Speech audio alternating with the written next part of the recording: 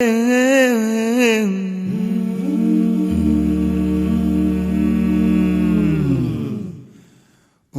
mima manche mamimba. Ingani awola woboshe womboe womboshe.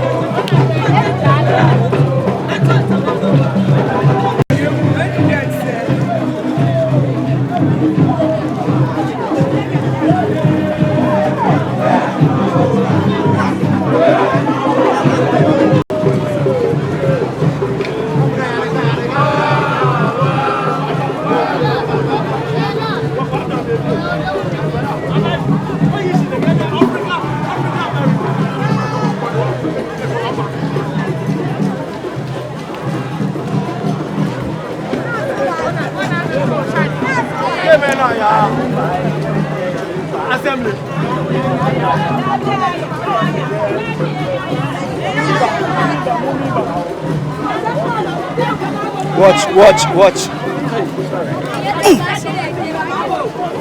Hey, oh.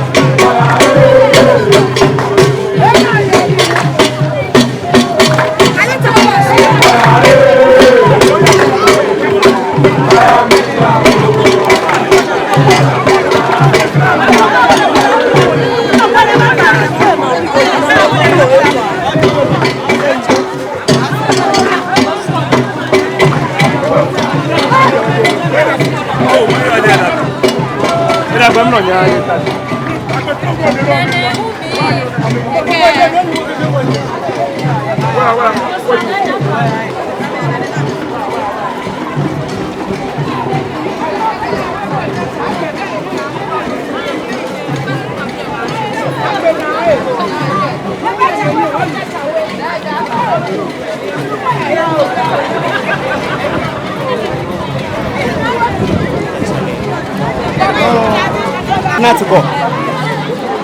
Phone it. How are you?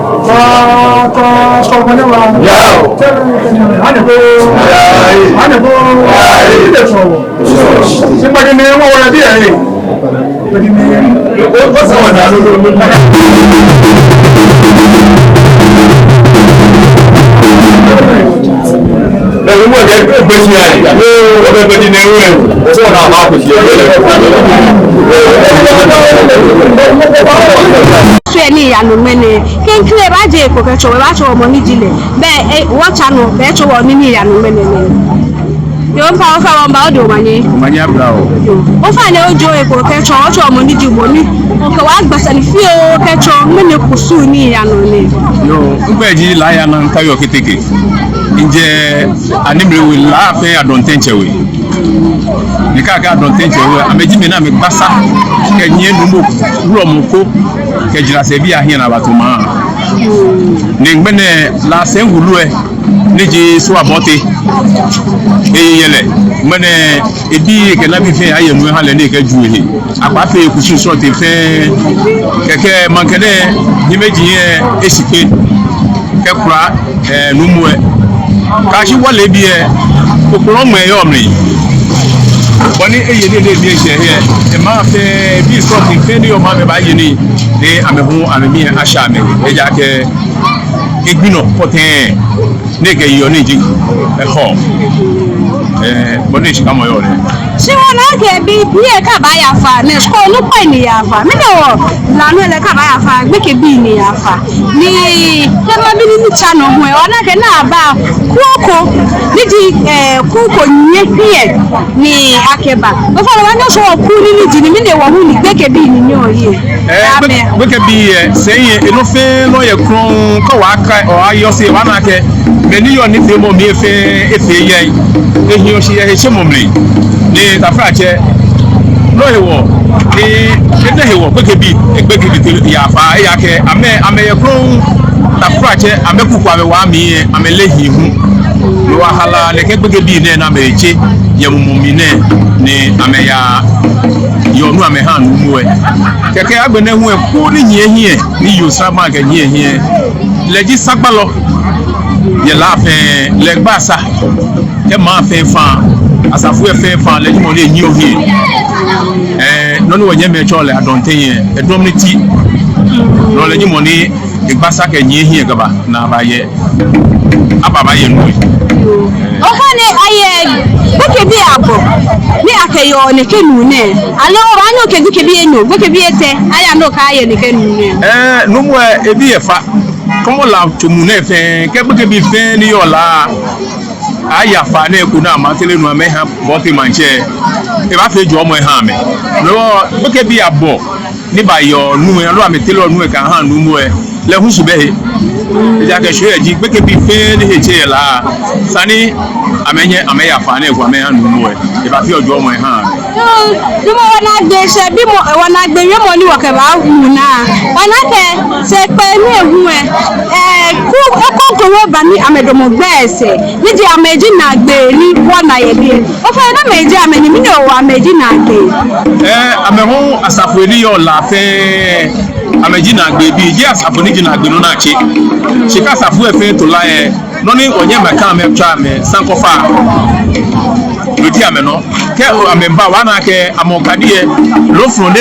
eduekwe ke tese le ko lofro ro ka ye ta no ama me nyi ose ka ye nyi lo je se amado ame na mekele ba pe bebe ni tache ni ja don tenche e gbasa ke nyi hie kenya ama wa me se mo fo no ba je se baba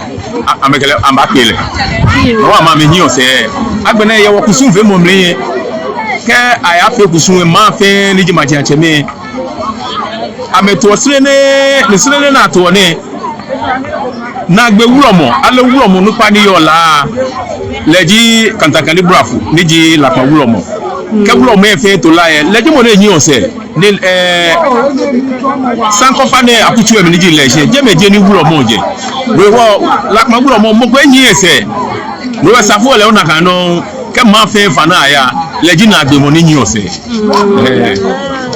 oba mi di o na gbere mo lo sha lo suwo no ke ba wo nyemi me ne da ke kusu abo e kusu abo eche shi he ni ase ola ke aye gbeja no to ko ke ni fi ko e da ke na ba shi pe ne ye afini hu e wo nu ko me ake ne ke gbe shi ne aje ko afe ne ka afe ne ke wo fa ne ke oye nga ka lo se ye mo ko me no ke ba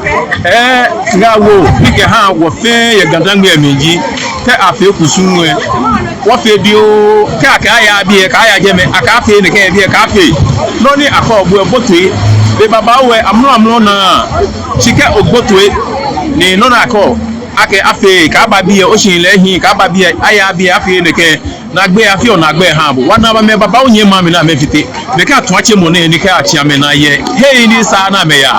ni bi ni sa na me so e kusumi ye ele junu ni ba me no agbene hu mo ye ni yo keje nyonte pe amehu amebeni amengreto ana meganyo longa weji ke de no kupote ofio ye na kan ngreto amiye ka nye nyonte ye la ma kusumi ye ni bi baba o ba ko he ba ni gboto inu afi na kan afi ni na mo bele ba se wota gbo o te he meji abo mi wo fe to egbo wo ha kusum le no ni wo ko ji me ko me abake do no ni oni he meji ka ke akaba bi e aba bi e ne mi yakura na afi o je me wonu mu akumeke akwada kwade pasha edi jamalama na echire no ko to ni tulokwe kaprache onye boy akabacho mo le afi no kokwa hambo bi no ba no onye kwata no wo fe to egbo wo ka fe ta tolete sasamble ni ogushi no ni wo pote na ka ya jeme oya kwe eyi mu ake meni yo kusu emi bi ameni ke hani kasemo sije no ya gbeshi no na fi oya fili ogushi na ke ka ba fe o togbe fe gbero no tun oya fili no kwa no ya no jeme ke fi na kan ya fi o hamu wo nga weji wo fe to egbu mowe wo kase ni yemi kusumi gbeja no to ka wo nye no pepepe e fi ojo mo ha wo ta ke ko ti so le mo so fu ye ka me ha gbecho mo ke ni bi ye wo he wo ya ke wo tu gbecho mo ha ni e ebu awo na ka papa ji mo ni kusumi yo wo nga wo pe ti oni ke ha mo fe mo yo ni kusumi ne ya no lo le be konkro mi wa ba ya be ke bo ni wo ke bo ana sa de gba ko fara do o ji da be ina mala ima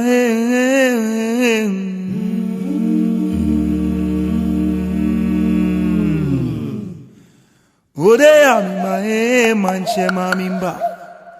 ingani awola wo bo se